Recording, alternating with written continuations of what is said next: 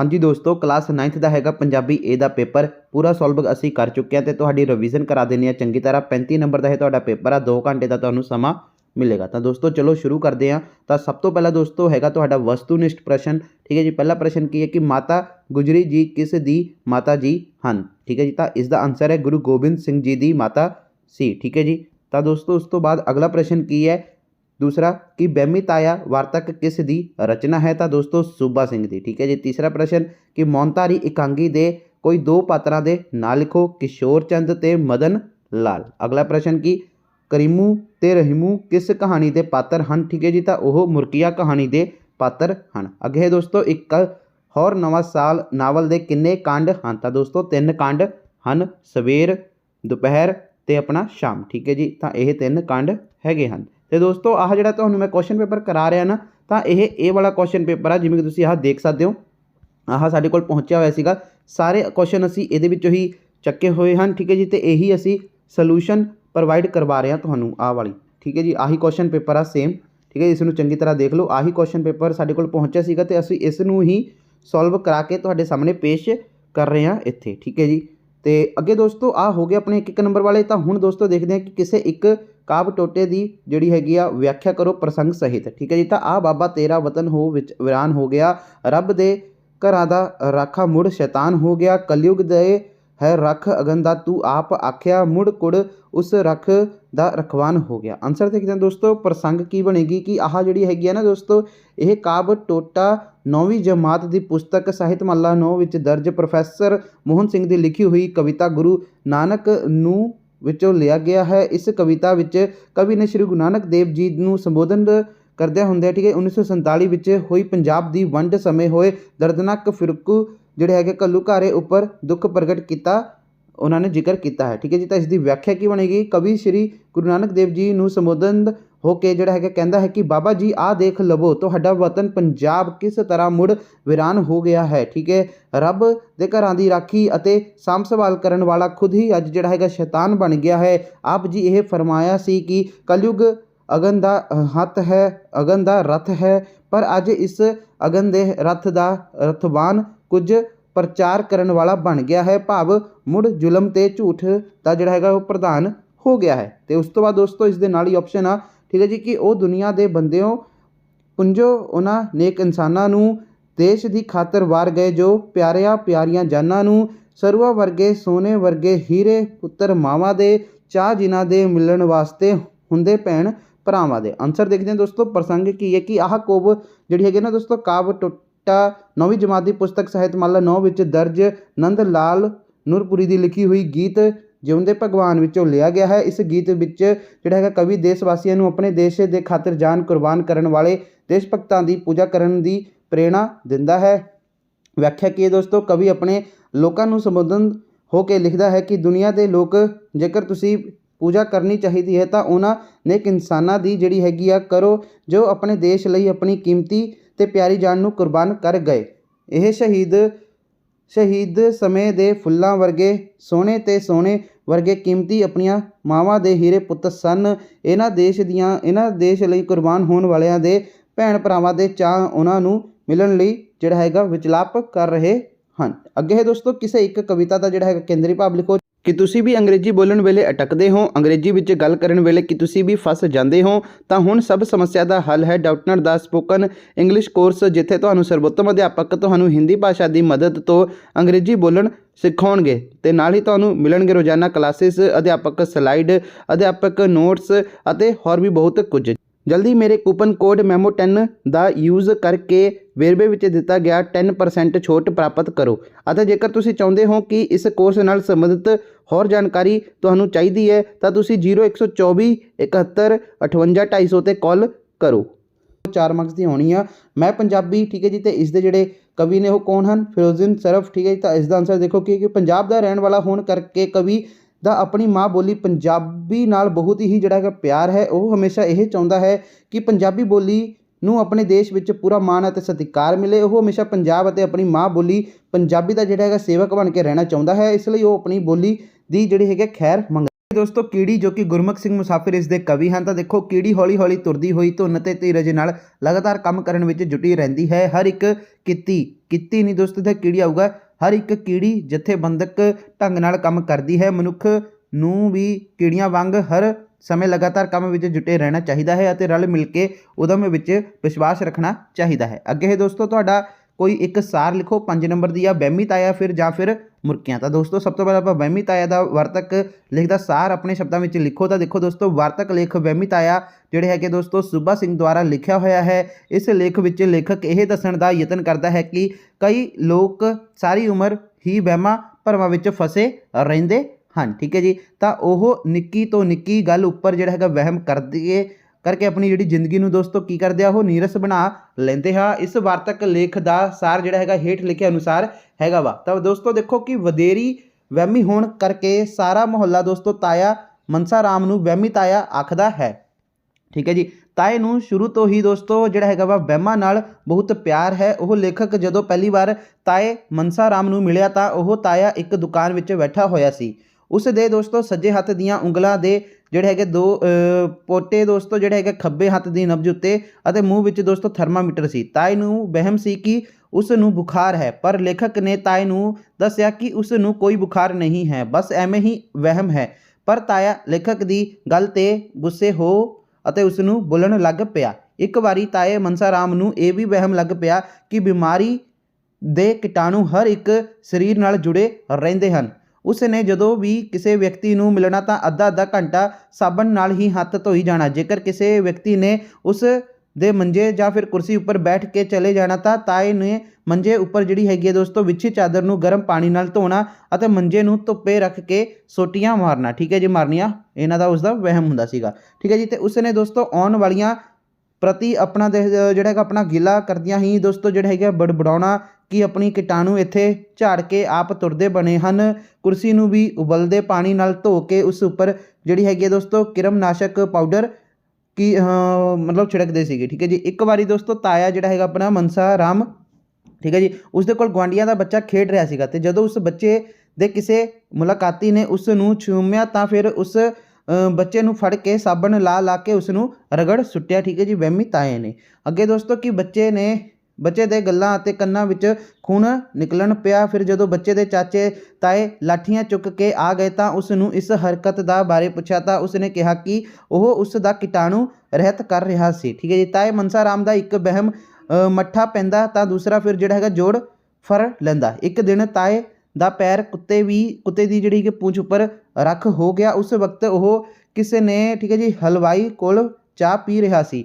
ਤਾਏ ਨੂੰ ਵੀ ਦੋਸਤੋ ਵਹਿਮ ਹੋ ਗਿਆ ਕਿ ਭਾਵੇਂ ਉਸ ਨੂੰ ਕੁੱਤੇ ਨੇ ਦੰਦ ਨਹੀਂ ਲਾਇਆ ਪਰ ਇਸ ਜਾਨਵਰ ਦੀ ਹਵਾੜ ਵੀ ਤਾਂ ਮਾੜੀ ਹੈ ਅਤੇ ਅੱਜ ਕੱਲ੍ਹ ਦੇ ਕੁੱਤੇ ਤਾਂ ਦੰਦ ਲਾਏ ਬਿਨਾਂ ਵੀ ਕੱਟ ਲੈਂਦੇ ਹਨ। ਇਹ ਵਹਿਮ ਦਾ ਸ਼ਿਕਾਰ ਹੋ ਕੇ ਤਾਏ ਨੇ ਜਿਹੜੀ ਹੈਗੀ ਬੱਖੀ ਵਿੱਚ 14 ਟੀਕੇ ਲਗਵਾਏ। ਉਹ ਹਰ ਛੋਟੇ ਤੋਂ ਛੋਟੇ ਕੁੱਤੇ ਤੋਂ ਵੀ ਡਰਦਾ ਸੀਗਾ ਕਿਤੇ ਉਸ ਨੂੰ ਉਹ ਮੁੜ ਵੱਢ ਹੀ ਨਾ ਲਵੇ। ਇੱਕ ਦਿਨ ਤਾਇਆ ਜਿਹੜਾ ਹੈਗਾ ਮਨਸਾ ਰਾਮ ਅੱਧੀ ਰਾਤ ਨੂੰ ਲੇਖਕ ਦੇ ਜਿਹੜਾ ਹੈਗਾ ਘਰ ਪਹੁੰਚ ਗਿਆ। ਲੇਖਕ ਦੁਆਰਾ ਪੁੱਛਣ 'ਤੇ ਤਾਏ ਨੇ ਦੱਸਿਆ ਕਿ ਘੋੜੀਆਂ ਦੀ ਲਿੱਦ ਕਾਰਨ ਜਿਹੜਾ ਹੈਗਾ ਡਿੱਗਣ 'ਤੇ ਉਸ ਦੇ ਗੋਡੇ ਦੀ ਜਿਹੜੀ ਹੈਗੀ ਦੋਸਤੋ ਚੱਪਣੀ ਟੁੱਟ ਗਈ ਹੈ ਅਤੇ ਉਸ ਤੋਂ ਬਾਅਦ ਟੈਟਨਸ ਦਾ ਟੀਕਾ ਲਗਵਾਉਣ ਲਈ ਉਹ ਡਾਕਟਰ ਦੇ ਘਰ ਰਾਤ ਨੂੰ ਹੀ ਜਿਹੜਾ ਹੈਗਾ ਪਹੁੰਚ ਗਿਆ। ਬੜੀ ਹੀ ਮੁਸ਼ਕਿਲ ਨਾਲ ਇੱਕ ਡਾਕਟਰ ਨੇ ਆਪਣੇ ਘਰ ਦਾ ਦਰਵਾਜ਼ਾ ਖੋਲ੍ਹਿਆ ਅਤੇ ਤਾਏ ਦੇ ਟੀਕਾ ਲਗਾਇਆ। 60 ਰੁਪਏ ਰਾਤ ਜਗਾਈ ਦੀ ਖੇਚਲ ਅਤੇ ਦਵਾਈ ਦੇ ਕੇ ਦੋਸਤੋ ਤਾਏ ਨੂੰ ਚੈਨ ਆਇਆ। ਤਾਏ ਨੇ ਦੋਸਤੋ ਇੱਕ ਮੋਟੇ ਵਹਿਮ ਦਾ ਜਿਸ ਤੋਂ ਕੋਈ ਅੰਤ ਨਹੀਂ ਹੈ। ਠੀਕ ਹੈ ਜੀ, ਜੇਕਰ ਕਿਧਰੇ ਕੋਈ ਅਖਬਾਰ ਵਿੱਚ ਦੁਰਘਟਨਾ ਬਾਰੇ ਪੜ੍ਹ ਲੈਂਦਾ ਤਾਂ ਕਹਿੰਦਾ ਹੈ ਕਿ ਮੈਂ ਤਾਂ ਕਿਹਾ ਸੀ ਕਿ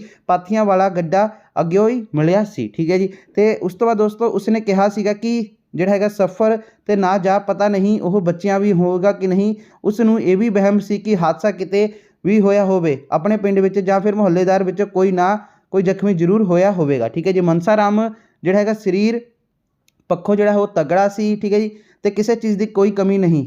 ਪੋਤੇ ਪੋਤੀਆਂ ਸਭ ਦਾ ਦੋਸਤੋ ਉਹ ਕਹਿਣਾਕਾਰ ਹਨ, ਪਰ ਜਦੋਂ ਉਸ ਨੂੰ ਪੁੱਛਿਆ ਜਾਵੇ ਤਾਂ ਉਹ ਅੱਗਿਓਂ ਕਈ ਬਿਮਾਰੀਆਂ ਦੇ ਨਾਂ ਗਿਣਾ ਦਿੰਦਾ ਹੈ, ਵਹਿਮਾਂ ਭਰਮਾਂ ਬਾਰੇ ਜ਼ਿਕਰ ਕਰਦਾ ਰਹਿੰਦਾ ਹੈ। ਠੀਕ ਹੈ ਜੀ, ਇੱਕ ਵਾਰੀ ਤਾਇਆ ਮਨਸਾ ਰਾਮ ਬਹੁਤ ਹੀ ਜ਼ਿਆਦਾ ਕਹਿਣ 'ਤੇ ਦੋਸਤੋ ਲੇਖਕ ਨੂੰ ਠੀਕ ਹੈ ਦੋਸਤੋ ਮਾਂਦਰੀ ਕੋਲ ਲੈ ਗਿਆ। ਠੀਕ ਹੈ ਜੀ, ਅਤੇ ਉਸ ਮਾਂਦਰੀ ਨੇ ਜੜੀ ਹੋਈ ਭੀੜ ਸਾਹਮਣੇ ਠੀਕ ਹੈ ਜੀ ਕੀ ਹੈ ਤਾਏ ਵੱਲ ਇਸ਼ਾਰਾ करके कहा कि इस आदमी का सिर नहीं है। जदों उसने ताए को इस बारे पूछा तो ताए ने भी कह दिता कि हाँ सिर नहीं है। लेखक ने गुस्से हो के ताए नूं कहा कि जेकर उसका सिर नहीं है तो उसने पग कित्थे बनी हुई है। एक दिन ताया जिहड़ा हैगा दोस्तों मनसा राम लेखक को आके कहण लगा कि वह किधरे होर ले चले। ठीक है जी। लेखक ने पुछण ते ताए नूं दोस्तों उपारी आवाज़ विच कहा कि उसकी जान नूं खतरा है क्योंकि गुआंढियां दे शिंगारू होरनां ने सिंग मारन वाली जिहड़ी हैगी बकरी उसदे मगर लगाई हुई है।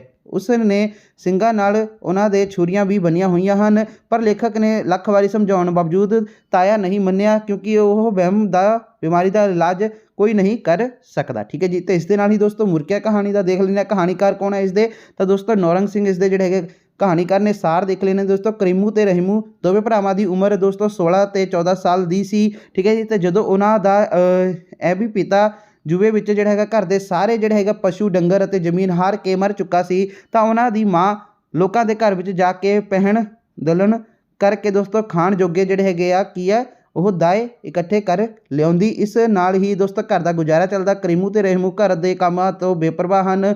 ਉਹ ਸਾਰਾ ਦਿਨ ਦੋਸਤੋ अखरोट ਜਾਂ ਫਿਰ ਦੋਸਤੋ ਕੰਡਿਆਂ ਖੇਡਦੇ ਰਹਿੰਦੇ। ਨੰਗੇ ਪੈਰੀ ਪਿੰਡ ਦੀਆਂ ਦੋਸਤੋ ਗਲੀਆਂ ਵਿੱਚ ਘੁੰਮਦੇ ਰਹਿੰਦੇ ਅਤੇ ਜਿਹੜਾ ਸਾਡੀਆਂ ਹੱਟੀਆਂ ਉੱਤੇ ਬੈਠੇ ਦੋਸਤੋ ਠੀਕ ਹੈ ਗੁਲੇਲਾ ਚੱਕ ਕੇ ਬਾਹਰ ਸ਼ਿਕਾਰ ਖੇਡਣ ਚਲੇ ਜਾਂਦੇ। ਪਿੰਡ ਦੇ ਲੋਕ ਦੋਸਤੋ ਉਹਨਾਂ ਨੂੰ ਗਵਾਰ ਤੇ ਚੋਰ ਸਮਝਦੇ ਹਨ। ਉਹ ਬੀਤ ਚੁੱਕੇ ਸਮੇਂ ਨੂੰ ਦੋਸਤੋ ਯਾਦ ਕਰਦੇ ਹਨ ਜਦੋਂ ਉਹਨਾਂ ਦਾ ਪਿਓ ਦੋਸਤੋ ਜਿੰਦਾ ਸੀ। ਉਹਨਾਂ ਕੋਲ ਠੀਕ ਹੈ ਜੀ ਵੜਕੀ 2 ਝੋਟੀਆਂ ਅਤੇ ਜ਼ਮੀਨ ਸੀ। ਉਹ ਕੰਮ ਵੀ ਕਰਦੇ ਸਨ ਪਰ ਉਹਨਾਂ ਨੂੰ ਇਸ ਸਭ ਕੁਝ ਦੇ ਖਸਣ ਦਾ ਦੋਸਤੋ ਕੋਈ ਦੁੱਖ ਨਹੀਂ ਸਗੋਂ ਉਹ ਦੋਸਤੋ ਇਸ ਨੂੰ ਦੋਸਤੋ ਕੀ ਹੈ ਟੰਟਾ ਮੁੱਕਾ ਹੀ ਸਮਝਦੇ ਹਨ।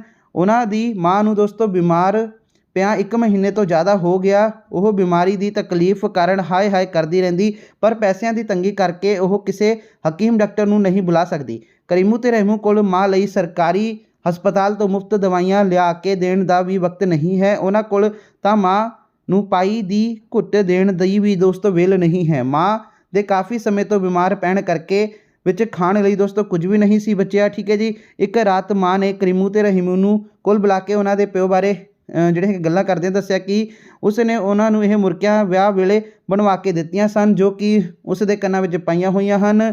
ਠੀਕ ਹੈ ਜੀ। ਅਤੇ ਉਹਨਾਂ ਦੇ ਅੱਬਾ ਨੇ ਜਿਹੜਾ ਹੈਗਾ ਵਾ ਦੋਸਤੋ ਸਭ ਕੁਝ ਵਿਕਣ ਤੋਂ ਬਾਅਦ ਔਖੇ ਸਮੇਂ ਵਿੱਚ ਇਹ ਮੁਰਗੀਆਂ ਨਹੀਂ ਵੇਚੀਆਂ ਕਿਉਂਕਿ ਇਹ ਉਹਨਾਂ ਨੂੰ ਹਮੇਸ਼ਾ ਉਸ ਦੇ ਕੰਨਾਂ ਵਿੱਚ ਪਾਈਆਂ ਵੇਖਣੀਆਂ ਚਾਹੁੰਦਾ ਸੀ। ਇਸ ਕਰਕੇ ਉਹ ਆਪਣੇ ਪੁੱਤਰਾਂ ਨੂੰ ਕਹਿੰਦੀ ਹੈ ਕਿ ਉਹ ਵੀ ਉਸ ਦੇ ਮਰਨ ਮਗਰੋਂ ਮੁਰਗੀਆਂ ਉਸ ਦੇ ਨਾਲ ਹੀ ਦਬਾ ਦੇਣ। ਜਦੋਂ ਕੁਝ ਦਿਨ ਬਾਅਦ ਕਰੀਮੂ ਤੇ ਰਹਿਮੂ ਦੀ ਮਾਂ ਮਰ ਗਈ ਤਾਂ ਦੋਵੇਂ ਭਰਾਵਾਂ ਆਪਣੀ ਮਾਂ ਨੂੰ ਮੁਰਗੀਆਂ ਸਮੇਤ ਕਬਰ ਵਿੱਚ ਦਬਾ ਦਿੰਦੇ ਹਨ। ਉਹ ਦੋਵੇਂ ਭਰਾ ਘਰ ਵਿੱਚ ਭੁੱਖ ਨਾਲ ਬੇਹਾਲ ਬੈਠੇ ਹੋਏ ਹਨ। ਪਿੰਡ ਵਿੱਚ ਕੋਈ ਵੀ ਦੁੱਖ ਵੰਡਾਉਣ ਲਈ ਦੋਸਤੋ ਉਹਨਾਂ ਕੋਲ ਨਹੀਂ ਜਿਹੜਾ ਹੈਗਾ ਆਇਆ। ਰਾਤ ਨੂੰ ਜਦੋਂ ਰਹਿਮੂ ਤੇ ਕਰੀਮੂ ਨੂੰ ਭੁੱਖ ਲੱਗੀ ਤਾਂ ਉਹ ਦੋਸਤੋ ਫਿਰ ਕੀ ਹੋਇਆ ਭੁੱਖ ਲੱਗੀ ਤਾਂ ਹੋਣ ਬਾਰੇ ਦੱਸਿਆ ਕਿ ਅਖਰੋਟ ਭੰਨ ਕੇ ਖਾਣ ਲਈ ਪੁੱਛਿਆ ਤਾਂ ਉਸ ਨੇ ਉਸ ਨੂੰ ਅਖਰੋਟ ਭੰਨ ਕੇ ਖਾਣ ਤੋਂ ਜਿਹੜਾ ਹੈਗਾ ਰੋਕਿਆ ਕਿਉਂਕਿ ਉਹਨਾਂ ਕੋਲ ਜਿਹੜਾ ਹੈਗਾ ਖੇਡਣ ਲਈ ਕੁਝ ਨਹੀਂ ਸੀ ਤੇ ਬਚਣਾ। ਠੀਕ ਹੈ ਜੀ। ਉਸ ਤੋਂ ਬਾਅਦ ਦੋਸਤੋ ਦੋਵੇਂ ਭਰਾ ਭੁੱਖ ਅੱਗੇ ਬੇਬਸ ਹੋ ਕੇ ਮਾਂ ਦੀ ਕਬਰ ਪੁੱਟ ਕੇ ਉਸ ਦੀਆਂ ਜਿਹੜੀਆਂ ਹੈਗੀਆਂ ਮੁਰਗੀਆਂ ਕੱਢਣ ਲਈ ਤਿਆਰ ਹੋ ਜਾਂਦੇ ਹਨ। ਪਰ ਜਦੋਂ ਉਹ ਕਬਰ ਪੁੱਟਣ ਲੱਗਦੇ ਹਨ ਤਾਂ ਉਹਨਾਂ ਦੇ ਅੰਦਰੋਂ ਇਨਸਾਨੀਅਤ ਦੀ ਜਿਹੜੀ ਆਵਾਜ਼ ਵਿੱਚ ਮਾਂ ਦੇ ਮੁਰਗੀਆਂ ਬਾਰੇ ਕਹੇ ਸ਼ਬਦ ਸੁਣਾਈ ਦਿੰਦੇ ਹਨ। ਉਹਨਾਂ ਦੇ ਕਬਰ ਪੁੱਟਣ ਵਾਲੇ ਠੀਕ ਹੈ ਜੀ ਜਿਹੜੇ ਹੈਗੇ ਸੰਦ ਹੱਥਾਂ ਵਿੱਚੋਂ ਡਿੱਗ ਪੈਂਦੇ ਹਨ ਅਤੇ ਉਹ ਚੁੱਪਚਾਪ ਹੰਝੂ ਭਰੀਆਂ ਅੱਖਾਂ ਨਾਲ ਜਿਹੜਾ ਹੈਗਾ ਘੜ ਆਪਣੇ ਘਰ ਮੁੜ ਆਉਂਦੇ ਹਨ। ਠੀਕ ਹੈ ਜੀ। ਅਤੇ ਅੱਗੇ ਦੋਸਤੋ 6ਵਾਂ ਪ੍ਰਸ਼ਨ ਕੀ ਹੈ 6 ਅੰਕ ਦਾ ਹੈਗਾ ਵਾ। ਠੀਕ ਹੈ। ਇਹਦੇ ਵਿੱਚ ਕੀ ਹੈ ਸਭ ਤੋਂ ਪਹਿਲਾ ਪ੍ਰਸ਼ਨ ਕਿ ਕੋਈ 2 ਪ੍ਰਸ਼ਨਾਂ ਦੇ ਉੱਤਰ ਲਿਖਣੇ ਹਨ। ਤਾਂ ਦੇਖੋ ਦੋਸਤੋ ਜੰਗਲ ਦੇ ਜਾਨਵਰ ਨੰਗੇ ਪੈਰ ਦੀ ਆਹਟ ਦੂਰੋਂ ਕਿਉਂ ਸੁਣ ਲੈਂਦੇ ਹਨ। ਤਾਂ ਦੋਸਤੋ ਦੇਖੋ ਜੰਗਲਾਂ ਦੇ ਜਾਨਵਰ ਜਿਹੜੇ ਹੈਗੇ ਦੂਰੋਂ ਨੰਗੇ ਪੈਰਾਂ ਦੀ ਆਹਟ ਇਸ ਕਰਕੇ ਸੁਣ ਲੈਂਦੇ ਹਨ ਕਿਉਂਕਿ ਉਹਨਾਂ ਦੀ ਸੁਣਨ ਸ਼ਕਤੀ ਬਹੁਤ ਹੀ ਜਿਹੜੀ ਹੈਗੀ ਸੂਖਮ ਹੁੰਦੀ ਹੈ ਅਤੇ ਇਹ ਇਸ ਕਰਕੇ ਹੁੰਦੀ ਹੈ ਕਿਉਂਕਿ ਉਹ ਕੁਦਰਤ ਦੀ ਚੁੱਪ ਅਤੇ ਸ਼ਾਂਤੀ ਦੀ ਇਕਾਂਤ ਵਿੱਚ ਵਸਦੇ ਹਨ। ਅਗਲਾ ਪ੍ਰਸ਼ਨ ਕਿ ਕਰੀਮੂ ਤੇ ਰਹਿਮੂ ਬਾਰੇ ਪਿੰਡ ਦੇ ਲੋਕ ਦੀ ਕੀ ਰਾਏ ਸੀ। ਤਾਂ ਦੋਸਤੋ ਪਿੰਡ ਦੇ ਲੋਕ ਕਰੀਮੂ ਤੇ ਰਹਿਮੂ ਤੋਂ ਦੂਰ ਹੀ ਰਹਿੰਦੇ ਸਨ। ਪਿੰਡ ਦਾ ਕੋਈ ਵੀ ਮੁੰਡਾ ਉਹਨਾਂ ਦੇ ਨਾਲ ਨਹੀਂ ਖੇਡਦਾ ਸੀ। ਲੋਕਾਂ ਨੂੰ ਉਹਨਾਂ ਨੇ ਬਾਰ-ਬਾਰ ਲੋਕਾਂ ਨੂੰ ਦੋਸਤੋ ਉਹਨਾਂ ਬਾਰੇ ਕਈ ਤਰ੍ਹਾਂ ਦੀਆਂ ਜਿਹੜੀਆਂ ਗੱਲਾਂ ਕਰਦੇ ਅਤੇ ਉਹਨਾਂ ਨੂੰ ਗਵਾਰ ਅਤੇ ਜ਼ੋਰ ਇੱਥੇ ਲਿਖਿਆ ਦੋਸਤੋ ਚੋਰ ਸਮਝਦੇ ਸਨ। ਠੀਕ ਹੈ ਜੀ। ਇੱਥੇ ਜ਼ੋਰ ਨਹੀਂ ਆਊਗਾ ਚੋਰ ਉਹਨਾਂ ਨੂੰ ਸਮਝਦੇ ਸਨ। ਅਤੇ ਅੱਗੇ ਦੋਸਤੋ ਕਿ ਪਿੰਡ ਵਿੱਚ ਕਿਸੇ ਦੇ ਕੋਈ ਚੋਰੀ ਹੋ ਜਾਂਦੀ ਤਾਂ ਛੱਲੀਆਂ ਟੁੱਟੀਆਂ ਜਾਂ ਫਿਰ ਕਪਾਹ ਜਿਹੜੀ ਹੈਗੀ ਚੁੱਕੀ ਜਾਂਦੀ ਤਾਂ ਲੋਕਾਂ ਦਾ ਪਹਿਲਾ ਸ਼ੱਕ ਕਰੀਮੂ ਤੇ ਰਹਿਮੂ ਉੱਤੇ ਹੀ ਹੁੰਦਾ ਸੀਗਾ। ਠੀਕ ਹੈ ਜੀ। ਭਾਵੇਂ ਤਲਾਸ਼ੀ ਲੈਣ 'ਤੇ ਕਦੇ ਉਹਨਾਂ ਦੇ ਘਰ ਜਿਹੜਾ ਕੁਝ ਵੀ ਨਹੀਂ ਮਿਲਿਆ ਸੀ। ਠੀਕ ਹੈ ਜੀ।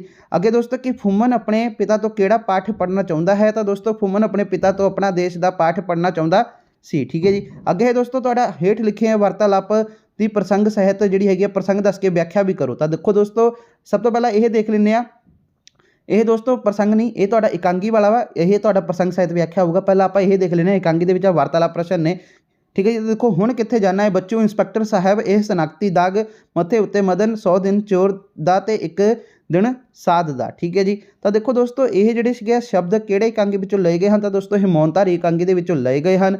ਇਸ ਇਕਾਂਗੀ ਦਾ ਲੇਖਕ ਕੌਣ ਹੈ, ਤਾਂ ਦੋਸਤੋ ਈਸ਼ਵਰ ਚੰਦਰ ਨੰਦਾ, ਠੀਕ ਹੈ ਜੀ। ਇਸ ਦਾ ਜਿਹੜਾ ਹੈਗਾ ਵਾ ਲੇਖਕ ਹੈਗਾ ਵਾ। ਤੇ ਅੱਗੇ ਦੋਸਤੋ ਕਿ ਇਹ ਸ਼ਬਦ ਕਿਸ ਨੇ ਕਿਸ ਨੂੰ ਕਹੇ, ਤਾਂ ਦੋਸਤੋ ਦੇਖ ਸਕਦੇ ਹੋ ਕਿ ਆਹ ਜਿਹੜਾ ਹੈਗਾ ਵਾ ਕਿ ਆਹ ਸ਼ਬਦ ਨਾ ਦੋਸਤੋ ਜਿੱਥੇ ਤੱਕ ਮੈਨੂੰ ਲੱਗਦਾ ਹੈ ਇੱਥੇ ਇਹਨਾਂ ਨੇ ਆਨਸਰ ਨਹੀਂ ਦਿੱਤਾ ਹੈ। ਬਾਕੀ ਅਗਰ ਤੁਹਾਨੂੰ ਪਤਾ ਵਾ ਕਿ ਇਸ ਦਾ ਆਨਸਰ ਕੀ ਹੈ, ਕਿ ਇਹ ਸ਼ਬਦ ਇੰਸਪੈਕਟਰ ਨੇ ਮਦਨ ਨੂੰ ਕਹੇ ਜਾਂ ਫਿਰ ਮਦਨ ਨੇ ਇਹ ਸ਼ਬਦ ਦੋਸਤੋ ਸਾਧ ਨੂੰ ਕਹੇ ਜਾਂ ਫਿਰ ਸਾਧ ਨੇ ਮਦਨ ਨੂੰ ਕਹੇ, ਠੀਕ ਹੈ। ਤਾਂ ਅਗਰ ਤੁਹਾਨੂੰ ਇਸ ਦਾ ਆਨਸਰ ਪਤਾ ਵਾ ਤਾਂ ਤੁਸੀਂ ਕਮੈਂਟਸ ਬਾਕਸ ਦੇ ਵਿੱਚ ਜ਼ਰੂਰ ਦੱਸਿਓ ਕਿ ਇਹ ਸ਼ਬਦ ਜਿਹੜੇ ਹੈਗੇ ਆ ਕਿਸ ਨੇ ਕਿਸ ਨੂੰ ਕਹੇ, ਕਿਉਂਕਿ ਸਟੂਡੈਂਟ ਨੇ ਇੱਥੇ ਆਹ ਜਿਹੜਾ ਹੈਗਾ ਆਨਸਰ ਇਸ ਦਾ ਰਾਈਟ ਨਹੀਂ ਕੀਤਾ।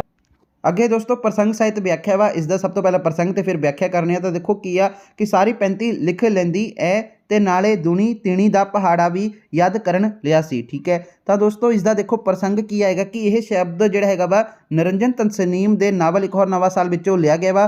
ਤੇ ਇਹਦੇ ਵਿੱਚ ਦੋਸਤੋ ਬੰਤੇ ਦੀ ਜਿਹੜੀ ਹੈਗੀ ਮਾਮੀ ਨੇ ਇਹ ਉਦੋਂ ਕਹੇ ਜਦੋਂ ਉਹ ਨਾਨਕਿਆਂ ਦੇ ਘਰ ਗਿਆ ਸੀ ਅਤੇ ਉਸ ਨੂੰ ਪੜ੍ਹਦੇ ਵੇਖ ਮਾਮੀ ਨੇ ਉਸ ਨੂੰ ਆਪਣੀ ਭਤੀਜੀ ਤਾਰੀ ਬਾਰੇ ਦੱਸਦੀ ਹੈ। ਤਾਰੀ ਬਾਰੇ ਨਹੀਂ ਦੋਸਤੋ, ਤਾਰੋ ਬਾਰੇ ਦੱਸਦੀ ਹੈ, ਠੀਕ ਹੈ। ਇੱਥੇ ਤਾਰੀ ਗਲਤ ਲਿਖਿਆ ਹੋਇਆ, ਤਾਰੋ ਆਉਣਾ, ਤਾਰੋ ਬਾਰੇ ਦੱਸਦੀ ਹੈ। ਤਾਂ ਦੇਖੋ ਵਿਆਖਿਆ ਕੀ ਹੈ ਕਿ ਬੰਤੇ ਦੀ ਮਾਮੀ ਉਸ ਨੂੰ ਦੱਸਦੀ ਹੈ ਕਿ ਉਸਦੀ ਭਤੀਜੀ ਤਾਰੀ ਨਹੀਂ ਦੋਸਤੋ ਤਾਰੋ, ਯਾਨੀ ਕਿ ਉਸਦੀ ਜਿਹੜੀ ਹੈਗੀ ਮਾਮੀ ਉਸ ਨੂੰ ਦੱਸਦੀ ਹੈ ਕਿ ਉਸ ਦੀ ਭਤੀਜੀ ਤਾਰੋ ਵੀ ਪੜ੍ਹਦੀ ਹੈ। ਉਸ ਨੇ ਹੁਣ ਤੱਕ ਸਾਰੀ ਗੁਰਮੁਖੀ ਲਿਖਣੀ ਸਿੱਖ ਲਈ ਹੈ ਤੇ ਨਾਲ ਹੀ, ਠੀਕ ਹੈ ਜੀ, 2 ਅਤੇ 3 ਦਾ ਪਹਾੜਾ ਵੀ ਯਾਦ ਕਰ ਲਿਆ ਹੈ, ਠੀਕ ਹੈ। ਤਾਂ ਦੋਸਤੋ ਇੱਥੇ ਕਰੈਕਸ਼ਨ ਕਰ ਲਿਓ ਕਿ ਤਾਰੀ ਨਹੀਂ ਇੱਥੇ ਤਾਰੋ ਆਊਗਾ, ਠੀਕ ਹੈ ਜੀ। ਬੰਤਾ ਤੇ ਤਾਰੋ ਜਿਵੇਂ ਕਿ ਤੁਹਾਨੂੰ ਪਤਾ ਹੀ ਆ ਇੱਕ ਹੋਰ ਨਵਾਂ ਸਾਲ ਨਾਵਲ ਦੇ ਜਿਹੜੇ ਹੈਗੇ ਉਹ ਪਾਤਰ ਹੈਗੇ ਨੇ। ਤਾਂ ਦੋਸਤੋ ਇੱਥੇ ਹੀ ਆ ਤੇ ਜਿਹੜਾ ਤੁਹਾਡਾ ਪੇਪਰ ਸੀਗਾ ਅਸੀਂ ਪੂਰਾ ਸੋਲਵ ਕਰ ਲਿਆ ਵਾ, ਠੀਕ ਹੈ ਜੀ। ਜਿਵੇਂ ਕਿ ਤੁਹਾਨੂੰ ਪਤਾ ਹੀ ਆ ਆਹ ਦੇਖ ਸਕਦੇ ਹੋ ਦੋਸਤੋ, ਆਹ ਵਾਲਾ ਇਹ ਕੁਐਸਚਨ ਪੇਪਰ ਸੀਗਾ ਜੋ ਕਿ ਅਸੀਂ ਤੁਹਾਨੂੰ ਪੂਰਾ ਸੋਲਵ ਕਰਾ ਦਿੱਤਾ ਵਾ ਵਿਦ ਸੋਲੂਸ਼ਨ, ਠੀਕ ਹੈ ਜੀ। ਆਹ ਦੇਖ ਲਓ ਆਹੀ ਸਾਰਾ ਕੁਐਸਚਨ ਪੇਪਰ ਇਹ ਸੇਮ ਆ, ਠੀਕ ਹੈ ਜੀ, ਜੋ ਕਿ ਆਹ ਸਾਡੇ ਕੋਲ ਆਇਆ ਸੀਗਾ। ਤੇ ਹੋ ਸਕਦਾ ਦੋਸਤੋ ਤੁਹਾਡੇ ਸਕੂਲ ਵਾਲੇ ਆਹੀ ਇਸ ਦਾ ਹੀ ਪ੍ਰਿੰਟ ਆਊਟ ਕਢਾ ਕੇ ਦੇ ਦੇਣ। ਅਗਰ ਪ੍ਰਿੰਟ ਆਊਟ ਕਢਾ ਕੇ ਦੇ ਦਿੰਦੇ ਹਨ ਆਹੀ ਵਾਲਾ ਪੇਪਰ ਤਾਂ ਚਲੋ ਠੀਕ ਹੈ, ਨਹੀਂ ਤਾਂ ਦੋਸਤੋ ਇਹ ਜਿਹੜੇ ਹੈਗੇ ਕੁਐਸਚਨ ਪੇਪਰ ਦਾ ਤੁਹਾਨੂੰ ਪਤਾ ਹੀ ਆ ਕਿ ਬਈ ਇਸ ਵਾਰ ਸਕੂਲ ਲੈਵਲ 'ਤੇ ਬਣਾਉਣ ਨੂੰ ਕਿਹਾ ਗਿਆ ਵਾ ਬਾਈ ਮੰਥਲੀ ਪੇਪਰਾਂ ਦੇ, ਠੀਕ ਹੈ ਜੀ, ਕਿਉਂਕਿ ਹਰ ਵਾਰੀ ਸਕੂਲ ਵੱਲੋਂ ਹੀ ਬਣਾਏ ਜਾਂਦੇ ਹਨ। ਬਾਕੀ ਅਗਰ ਤੁਹਾਡੇ ਸਕੂਲ ਵਾਲੇ ਇਸ ਦਾ ਪ੍ਰਿੰਟ ਆਊਟ ਕਢਾ ਕੇ ਦੇ ਦਿੰਦੇ ਹਨ ਤਾਂ ਤੁਹਾਡੀ ਬੱਲੇ ਬੱਲੇ ਹੈਗੀ ਆ, ਠੀਕ ਹੈ ਜੀ। ਤਾਂ ਦੋਸਤੋ ਚਲੋ ਠੀਕ ਹੈ ਜੀ, ਬਾਕੀ ਕੋਈ ਅਗਰ ਅਪਡੇਟ ਆਉਂਦੀ ਹੈ ਤੁਹਾਡੇ ਪੇਪਰਾਂ ਬਾਰੇ ਤਾਂ ਤੁਹਾਨੂੰ ਜ਼ਰੂਰ ਦੱਸਾਂਗੇ। ਬਾਕੀ ਅਗਰ ਤੁਹਾਡੀ ਕੁਐਰੀ ਹੈ ਤੁਸੀਂ ਮੈਨੂੰ ਇੰਸਟਾਗ੍ਰਾਮ 'ਤੇ ਮੈਸੇਜ ਕਰ ਸਕਦੇ ਹੋ, ਇੰਸਟਾ ਆਈਡੀ ਦਾ ਲਿੰਕ ਡਿਸਕ੍ਰਿਪਸ਼ਨ ਬਾਕਸ ਦੇ ਵਿੱਚ ਦਿੱਤਾ ਹੋਇਆ।